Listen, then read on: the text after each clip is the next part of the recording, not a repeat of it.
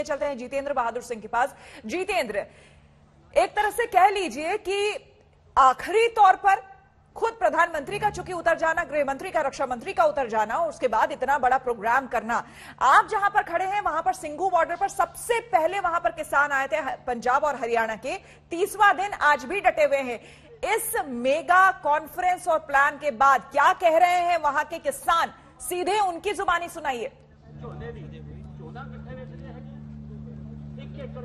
बिल्कुल श्वेता, यहाँ पर जो किसान हैं आज 30वां दिन है और लगातार ये लोग आंदोलन कर रहे हैं। इनसे जानने की कोशिश करते हैं कि प्रधानमंत्री ने जो कहा है उस पर इन लोगों की क्या प्रतिक्रिया है। प्रधानमंत्री की तरफ से ये कहा गया है कि पॉलिटिकल पार्टीज गुमराह कर रही हैं। ये बिल जो है, ये तीनों कानून जो है वो किसानों के हित में है। ये बिल्कुल झूठ है। कोई पॉलिटिकल पार्टी गुमराह नहीं कर रही, क्योंकि किसानों ने किसी भी पॉलिटिकल पार्टी को जहां एंटर नहीं होने दिया। ये नरोल किसान है, किसानों की विचारधारा है, किसानों की जथेबंदी है और वो बड़ा सोच समझकर जो मांग कर रहे हैं, एक ही मांग है कि जो तीनों कानून लागू किए हैं उनको रद्द किया जाए। लेकिन प्रधानमंत्री ने जिस तरीके का वक्तव्य दिया है, ऐसे में तो ये नहीं लगता है कि तीनों जो कानून हैं वो वापस होंगे। कई पॉलिटिकल पार्टीज यहाँ मंच पर देखी गई, टीएमसी के सांसद भी कुछ आसपास यहाँ पर पहुंचे हुए थे। तो ऐसे में जो प्रधानमंत्री का कहना है कि इसमें राजनीति की जा रही है, आप लोगों को गुमराह किया जा रहा है। कोई राजनीति नहीं की जा रही। ये नरोल किसानों का कट है। घर घर से निकलकर माई बहन बच्चे बूढ़े सभी आए हैं और उनकी एक ही मांग है कि कोई संशोधन नहीं चाहिए, कोई और बात नहीं चाहिए, सिर्फ तो सिर्फ ये जो तीनों कानून हैं ये रद्द होने चाहिए। बातचीत के रास्ते को लेकर के भी ये कहा गया कि बातचीत का रास्ता सबसे बेहतर है और इस पर बातचीत होनी चाहिए। खुले मन से सरकार बात करना चाहती, लेकिन किसानों की तरफ से अभी इस पर कोई अपनी प्रतिक्रिया नहीं दी गई। पिछले 5 दिनों में 2 लेटर लिखे गए हैं सरकार की तरफ से। लेटर भी बहुत लिखे गए, बैठकें भी बहुत होगी, बातचीत भी बहुत होगी। जब कोई सिट्टा नहीं निकला तो बात का कोई मतलब नहीं। किसानों की एक ही पॉलिसी है, यस और नो। इन कानूनों को रद्द करो, बस रद्द करो, रद्द करवा कर हम जाएंगे। ये हमारे पक्ष में नहीं है।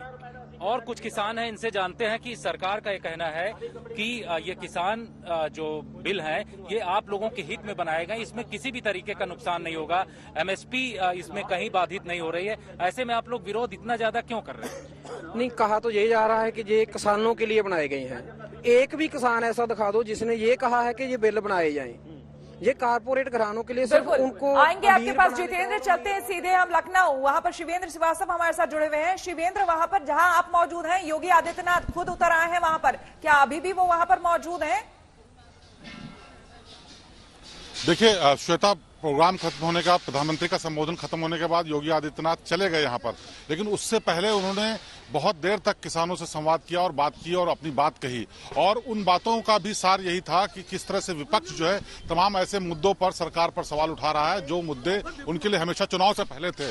और हकीकत ये है कि जो ये पूरा प्रोग्राम था वो एक तरीके से ये संदेश देने की कोशिश थी कि विपक्ष इसमें सिर्फ राजनीति कर रहा है। जो कानून और जो सुविधाएं किसान को दी जाने वाली हैं केंद्र सरकार की तरफ से, वो उनके हित की हैं। और इस पूरे मौके पर न सिर्फ यूपी के किसानों को सबसे ज्यादा बड़ा चंक इस किसान निधि का मिलने वाला था, करीब 4,500 करोड़ के आसपास का पैसा उन लोगों को ट्रांसफर हुआ है। इसके अलावा यूपी सरकार ने भी ट्रैक्टर और दूसरी योजनाओं के साथ यहाँ पर किसानों से बात की और किसानों को उन चीजों की सौगात दी। अशोक सिंघल द्वारका से हमारे साथ बने हुए हैं और वहां पर खुद रक्षा मंत्री राजनाथ सिंह मौजूद थे। राजनाथ सिंह को हमने सुना, अशोक, वो लगातार समझाने की कोशिश कर रहे थे, सरकार की बात रखने की कोशिश कर रहे थे। लेकिन हमारे जो तमाम रिपोर्टर्स हैं, आप लोग भी लगातार जिस तरह से किसानों के बीच हैं, मैं भी गई थी उनके बीच, उनका सीधे तौर पर यह कहना है कि जिस तरह से मीडिया में आकर, जिस तरह से अलग अलग जगहों पर वो अपनी बात रख रहे हैं, वो सीधे हमारे बीच क्यों नहीं आते, हमारे से 1 to 1 क्यों नहीं करते?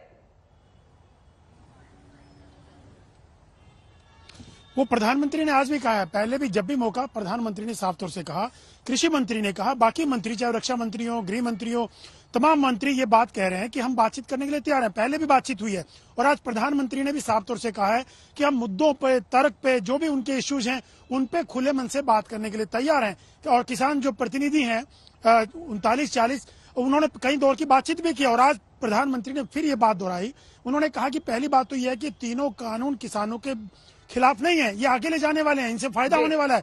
लेकिन उसके बाद भी उनको अगर कोई भ्रांति है, कोई उनके कंसर्न्स हैं, हम उनको भी एड्रेस करने के लिए तैयार हैं। लेकिन वो आए तो सही, बातचीत तो करें, लेकिन उनको गुमराह किया जा रहा है।